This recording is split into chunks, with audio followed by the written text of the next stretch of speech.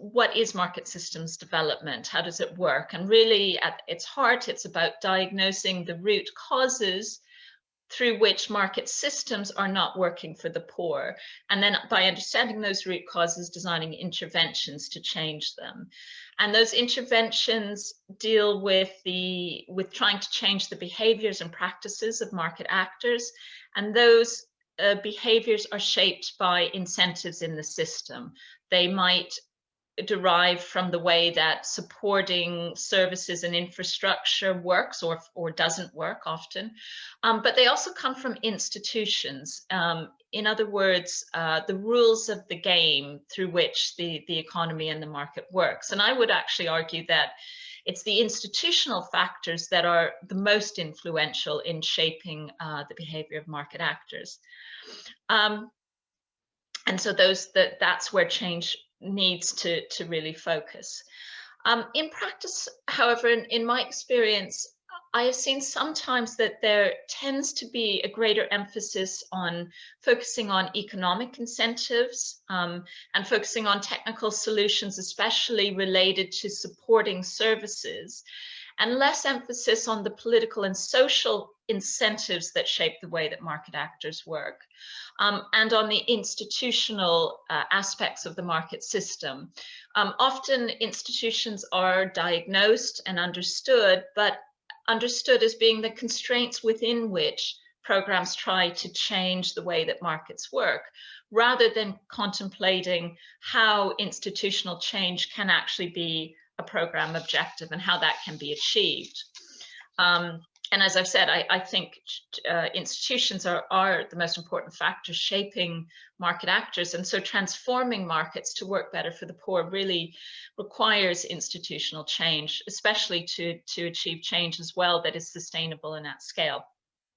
So what I think this calls for more within market systems development is a political economy approach, and integrating a political economy approach into the way of working at the sector and the market level, understanding these institutions and how they shape behaviors in order to also think about how institutions can be influenced. And this will be very context specific. What works in one country at one time is not going to be translatable in any direct way. It means taking a political economy approach means really understanding power and who are the powerful actors, what are shaping their incentives, who are the actors that may support the sort of change the program's trying to achieve, and who are the actors that are blocking it. Where are there potential for coalitions of actors who support change to come together? And it really emphasizes as well the importance of working with local market actors, who really can understand some of the political dynamics that are shaping the way that markets work. So if I give just an example, I did some work in Nepal a few years ago and came across a couple of market systems programs that were, I think, trying to work in this political way. One, and I should say, the context in Nepal, it's a country in which the economy and the business sector has a lot of very strong vested interests. There's a number of business cartels that really dominate the way that different sectors and different markets work.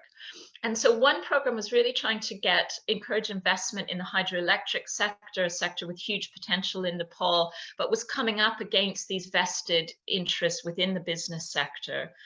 But at a certain point, rather than really focusing on the investment climate in general terms and looking at general constraints, they saw an opportunity to work with a new investment board, an investment agency that was being set up in Nepal, and to support expat Nepali consultants who would work within this board, including one who was a political economy expert, and providing them with additional resources.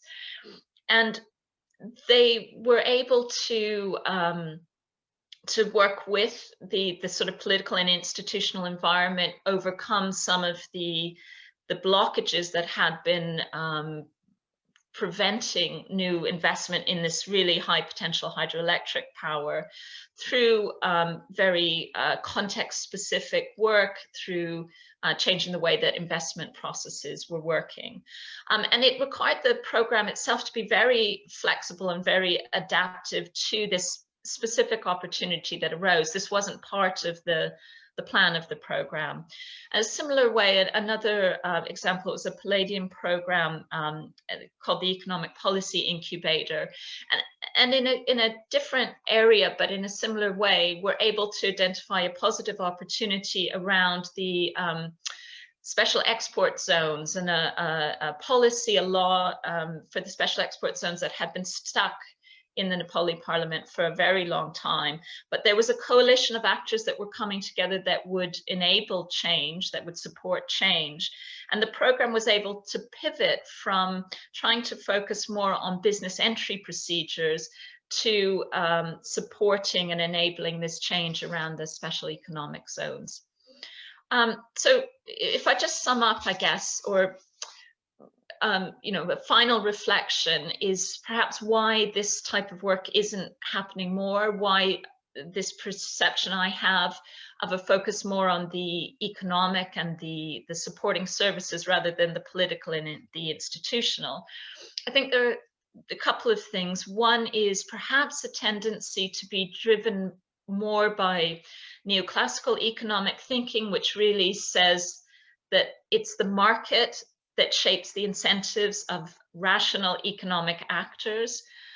But in fact, although obviously market incentives are important, it is clear that markets are embedded within political and social structures that are also shaping the markets, and those need to be better reflected.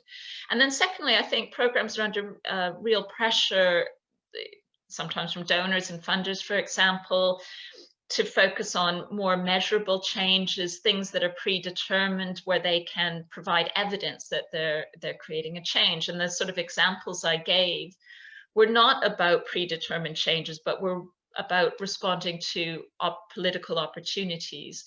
And that can be difficult for programs. But I've also seen a willingness in the market systems development community, in the Beam Exchange that I used to work with, to really try to also do advocacy within the donor community and within the market systems development community to change some of these pressures. And so I think we need to continue doing more of that and continue doing more political economy analysis within our programs.